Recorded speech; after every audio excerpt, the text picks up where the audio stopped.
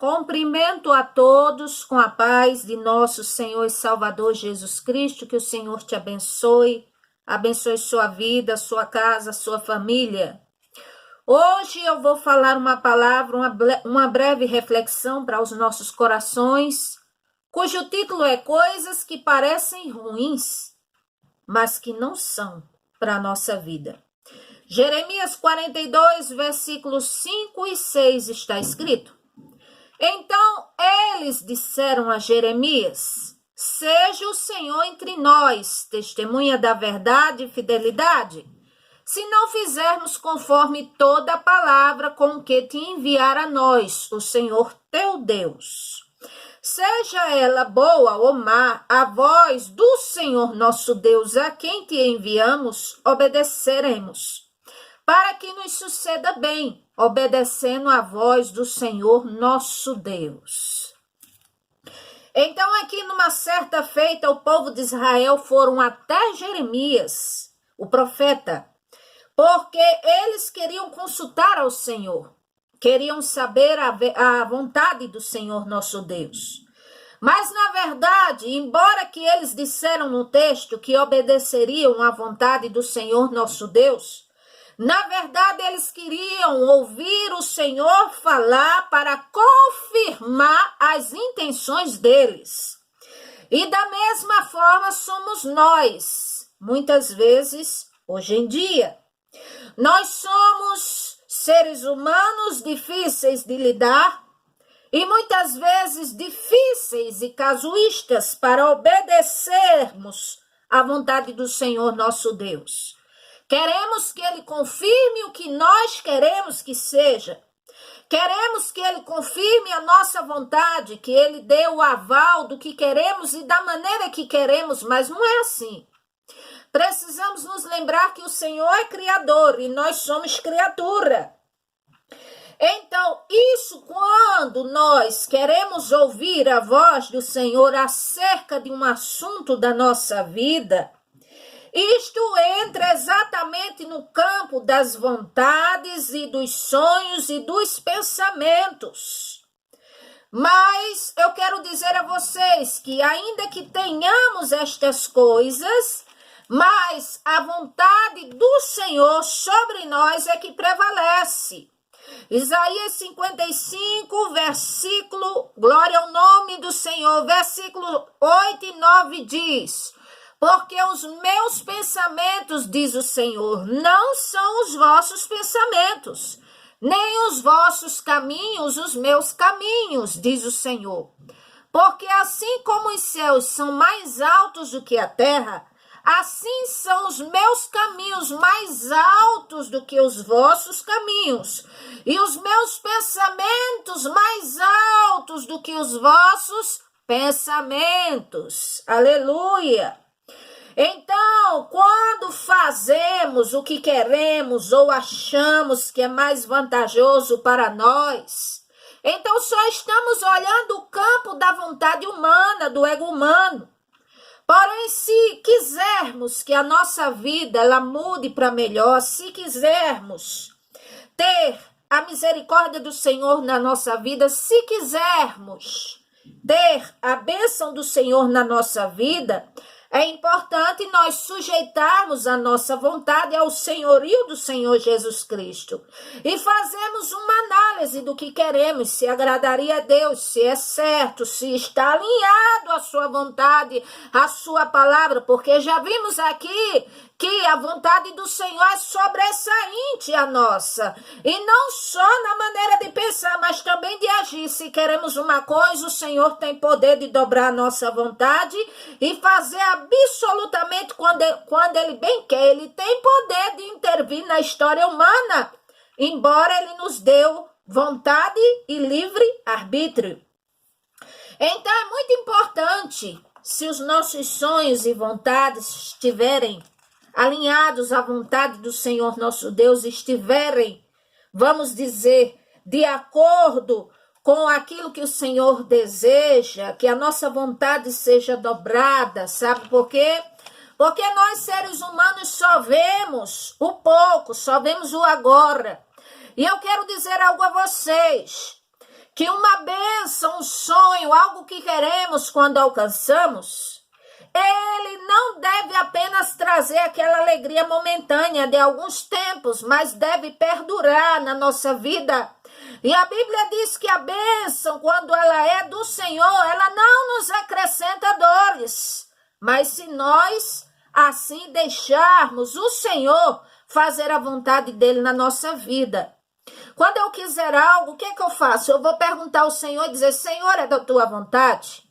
Quando eu quiser algo, quando eu tiver um sonho, eu vou perguntar, Senhor, isso que eu estou querendo é o melhor para mim? É o que o Senhor quer me dar? Aí o Senhor vai me mostrar na palavra dele, ou por sonho, ou usando alguém, ou me dando entendimento, mas o Senhor, ele mostra para aquele que pergunta a ele. A Bíblia diz aqui em Jeremias 42, mais adiante, que sucedeu 10 dias e o povo teve a resposta do Senhor. O Senhor disse, olha, não é para vocês ir para o Egito, para a terra do Egito que vocês querem ir, não. Porque vocês estão com o rei da Babilônia, estão aí na sujeição dos caldeus, mas vocês fiquem aí, não saiam daí não, porque eu sou com vocês. Mas acontece que o povo que antes que tinha jurado, que obedeceriam ao Senhor, que queriam ouvir a voz dele, na verdade fizeram o contrário, foram para o Egito, levaram o profeta Jeremias à força, e a Bíblia diz que o Senhor, ele se irou com isto, porque não deram ouvidos ao Senhor, e que assim foi considerado maldade aos olhos do Senhor, e assim o Senhor permitiria que eles fossem mais dizimados ainda, por causa da dureza e da desobediência deles. Então devemos observar se queremos que o Senhor fale conosco para confirmar o que queremos que ele faça, ou se nós queremos ouvir a voz do Senhor para verdadeiramente, com interesse de coração, com o coração aberto, dilatado, com uma alma cheia de vontade e o corpo e a mente voltado para ele, que podemos dizer, Senhor, fala conosco, porque eu vou te obedecer verdadeiramente de bom grado. Então, precisamos pensar nesta questão, que é muito importante, e eis a resposta para muitos que às vezes dizem, eu quero ouvir o Senhor falar, eu quero ouvir o Senhor me atender, eu quero ouvir o Senhor fazer algo, o que eu estou querendo, e porque ele não atende a minha vontade, e quando o Senhor fala, e por não ser a sua vontade, aí você desconsidera, aí você não aceita, aí você vai atrás de um meio ou de outro, e aí não queremos a vontade do Senhor, mas tem uma coisa, o Senhor pode até permitir que venhamos a, na linguagem bem simples, quebrar a cara muitas vezes. Mas tem uma coisa, na hora que ele quer nos puxar com freio, com anzol, ele faz. Porque, como eu já disse, ele tem poder de intervir na história humana, a hora que ele quiser, e fazer o que bem quer. E não deve satisfação a ninguém. Então, eis algumas coisas que eu vou citar aqui rapidamente, que parecem ruins para nós, mas que na verdade não é. É quando, por exemplo, o Senhor fala conosco no livro de Mateus, capítulo 11, versículo 28 ao 30, essa passagem que às vezes falamos mais para os que não é cristãos do que refletirmos para nós mesmos. Quando o Senhor diz assim, vinde a mim todos os que estáis cansados, oprimidos, sobrecarregados, que eu vos aliviarei. Ou seja, o Senhor está chamando todos para vir até ele. Agora ele fala algo muito importante, versículo 29, que é onde eu quero chegar. Tomai sobre vós o meu jugo. Ou seja, tomai sobre vós, o meu jugo aqui é como se fosse a minha carga, ou a minha vontade, ou então a minha sujeição para vocês se submeterem e aprendam de mim, porque eu sou manso e humilde de coração, e assim encontrareis descanso para a vossa alma, porque o meu jugo é suave e o meu fardo é leve. Muito bem, e o que entendemos da palavra jugo? Uma canga num pescoço, um peso, uma coisa. Pois é. E o Senhor Jesus Cristo tem jugo no sentido de concernente para agradar o ego e a carne humana. A vontade do Senhor realmente é vista como um jugo. Por quê? Porque, por exemplo, o espírito nosso quer estar com o Senhor, mas a carne, ela não quer. Digamos, o espírito, a alma está se inclinando para o Senhor, para orar, para buscar, para jejuar, para dobrar os joelhos, para aclamar ao Senhor, e a carne não.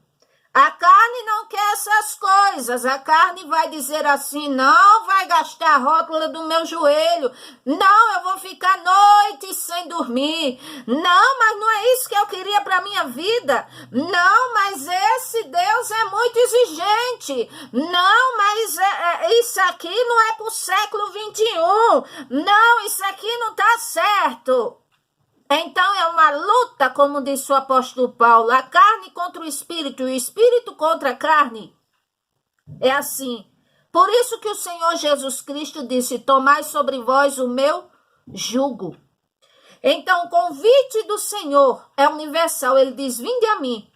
Mas ele não diz: vinde a mim para vir do jeito que está, mas não permanecer numa forma cega e nenhuma forma que desagrade a ele, não. Ele está dizendo: tomai sobre vós o meu jugo. Ou seja, o que eu vou requerer de vocês, o que eu vou ensinar, o que eu vou mostrar para vocês, para que assim façam e aprendam comigo, porque sou manso e humilde de coração e encontrareis descanso para as vossas almas. Então, o jugo do Senhor é isto. É quando o Senhor quer algo que a nossa carne não quer. É quando o Senhor resolve muitas vezes estar em silêncio e dentro de nós é aquela perturbação. E dizemos assim: Senhor, eu queria para ontem. Eu queria para o mês passado, para o ano passado. Está se passando os anos, está se passando os dias. Senhor, o Senhor prometeu mesmo ou o Senhor não prometeu ou mudou de ideia? Senhor, Senhor. E o Senhor em silêncio. Senhor, eu estou para morrer. E ele em silêncio. Senhor, eu estou assim querendo, precisando de mais de uma providência. E o Senhor em silêncio. O jugo do Senhor. Ou seja, aquilo que entra em choque com o ego humano, com a carne humana, com a vontade deliberada humana. É assim. Porque o Senhor fala de liberdade nele, mas a liberdade não deve dar ocasião à carne, está escrito. Então, liberdade no Senhor Jesus Cristo é nós vivermos uma vida sem estarmos dominados pelo mal, sem estarmos, vamos dizer, com o inimigo, com a opressão sobre as nossas costas.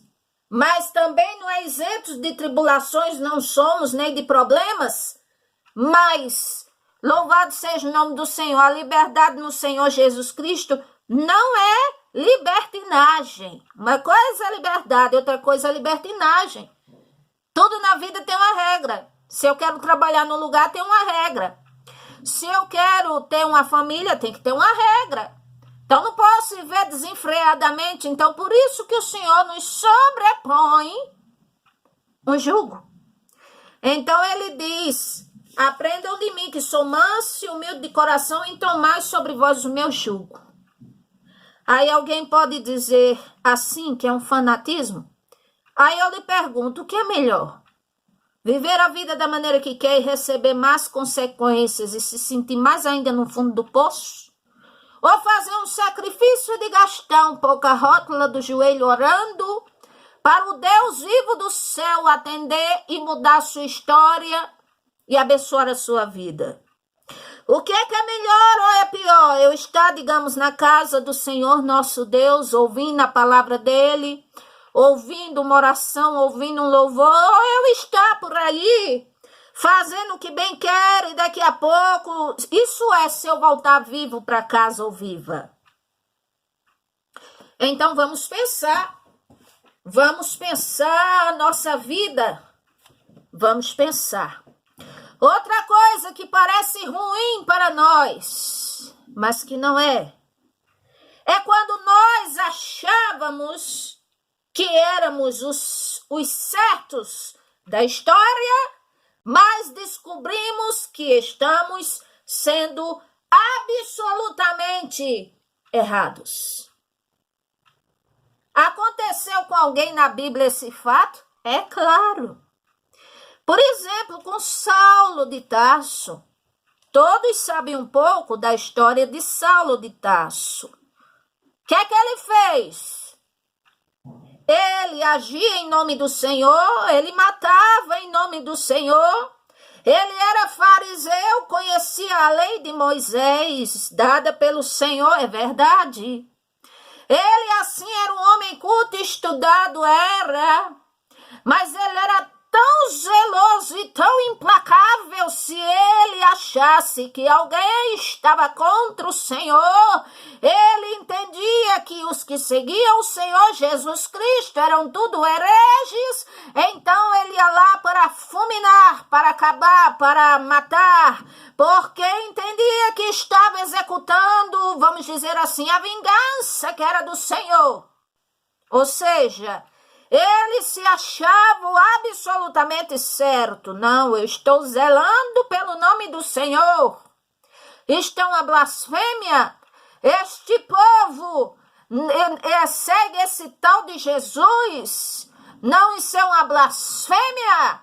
E aí ele seguia, e ele prendia, e ele matava os santos, mas até que aquele que é o Senhor, o Deus vivo, o dono da história, aquele que fez a criatura e tem poder de intervir na história humana, seja na história em massa de uma nação, ou seja, particularmente, ele foi lhe dar aleluia, com Saulo sobre esta questão.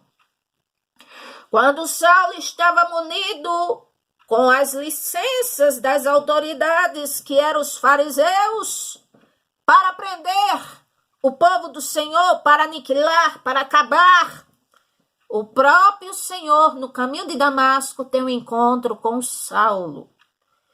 E ele diz: quem és, Senhor? E ele diz: eu sou Jesus, aleluia, a quem você persegue. A partir de hoje e de agora, em outras palavras, você não fará mais a sua vontade, nem o seu parecer. Você vai entrar em Damasco, mas depois é que lhe direi o que deve fazer. E aquele homem que se achava absolutamente certo em tudo, reconheceu que estava absolutamente errado em tudo, porque estava perseguindo o povo do Senhor em nome de Deus e não sabia que este povo que ele matava, que ele perseguia, pertencia ao próprio Deus. E ele fica cego, e ele fica orando, e ele fica sem comer e beber por 3 dias. E o que é isso? Imagina um jogo desse.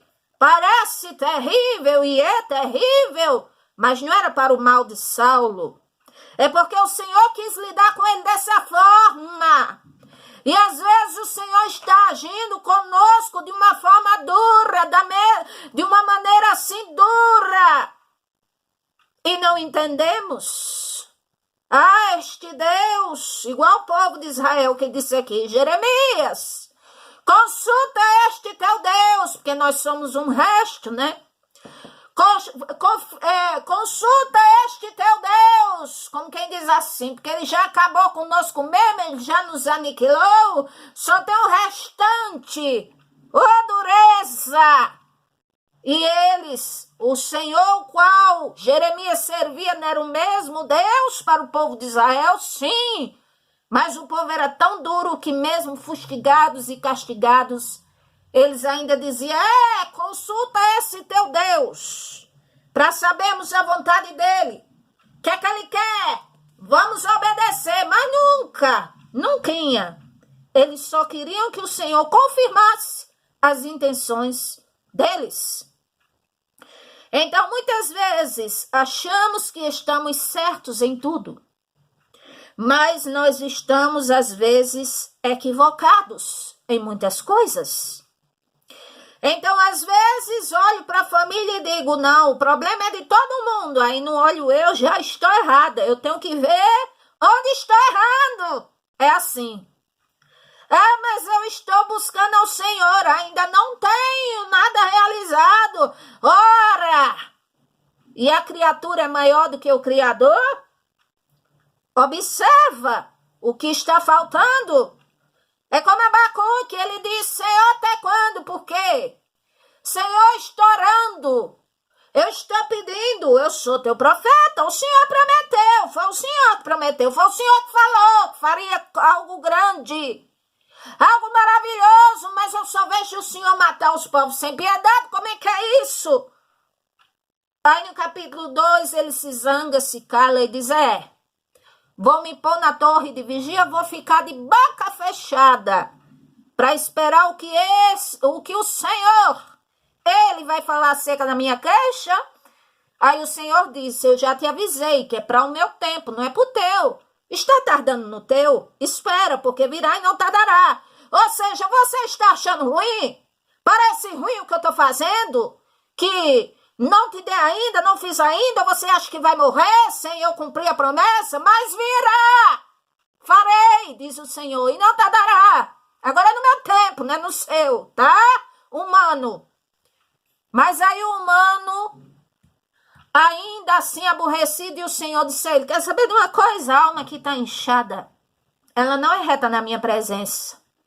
Ou seja, Abacuque, aquele que abraça a vontade do Senhor, se de fato você é meu servo, minha serva, então se de fato você está querendo saber minha vontade, eu já lhe falei, é no meu tempo, mas se de fato você quer mesmo a minha bênção sobre todas as áreas de sua vida, por mais que você faça, mas se dentro de ti está inchado contra mim, ou inchada porque eu não fiz no teu tempo e na tua hora, então a tua alma está reta, não está reta, você coloca abaixo o que você está fazendo.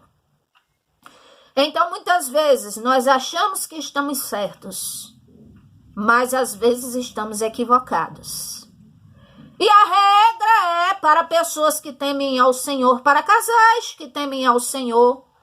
Aleluia! O Espírito Santo há de conscientizar quando estamos errados, e assim é melhor obedecer.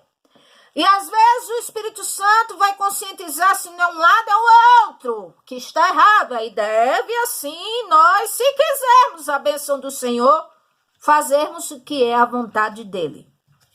Outra coisa que parece ruim para nós, é terrível, e não é fácil mesmo, é quando temos que abrir mão de algo.